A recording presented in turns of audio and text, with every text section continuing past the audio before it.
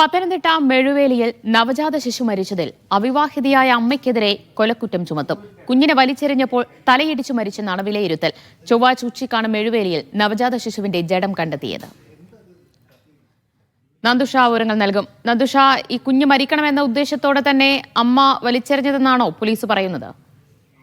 ദിവ്യ, ഇന്നലെയും ഇന്നുമായി ഈ അവിവാഹിതയായ അമ്മയെ ചോദ്യം ചെയ്തതിന്റെ അടിസ്ഥാനത്തിലാണ് ഇപ്പോൾ അന്വേഷണ സംഘം പുതിയൊരു നിഗമനത്തിലേക്ക് എത്തിയിരിക്കുന്നത്. ഇന്നലെ ചോദ്യം ചെയ്തതിൽ നിന്നും പെൺകുട്ടി ബോധരഹിതയായി കുഞ്ഞുമായി നിലത്ത് വീണതിൽ നിന്നുമാണ് കുഞ്ഞിന്റെ തലയ്ക്ക് ക്ഷതമേറ്റതെന്നായിരുന്നു പോലീസിന്റെ ഭാഗത്തുനിന്ന് പുറത്തു വന്ന ഒരു സൂചന വ്യക്തമാക്കിയത്. എന്നാൽ ഇന്ന് ഈ അവിവാഹിതയായ അമ്മ യുവതിയെ ഒരിക്കൽ കൂടി വിശദമായ ചോദ്യം ചെയ്തതിൽ നിന്നും ഒരുപക്ഷെ കുഞ്ഞിനെ നിലത്തെറിഞ്ഞ് കൊന്നതാകാം എന്നൊരു നിഗമനത്തിലേക്ക് പോലീസ് എത്തിയിരിക്കുകയാണ്.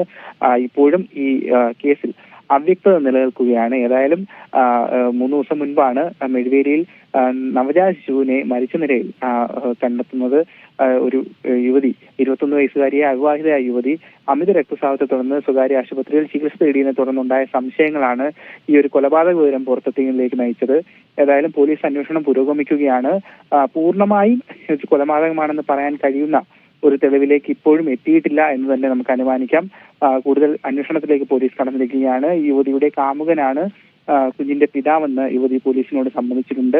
ഏതായാലും വരും ദിവസങ്ങളിൽ കൂടുതൽ വ്യക്തതയുള്ള ഒരു വിവരങ്ങൾ ഈ കേസുമായി ബന്ധപ്പെട്ട് പുറത്തു വരുമെന്നാണ്. എന്തായാലും എന്താണ് സംഭവിച്ചത് എന്നതിൽ വ്യക്തത വരേണ്ടതുണ്ട്. പക്ഷേ എന്തായാലും അമ്മയ്ക്കെതിരെ കൊലക്കുറ്റം ചുമത്താനാണ് പോലീസിന്റെ തീരുമാനം. നന്ദുഷയാണ് വിവരങ്ങൾ നൽകിയത്.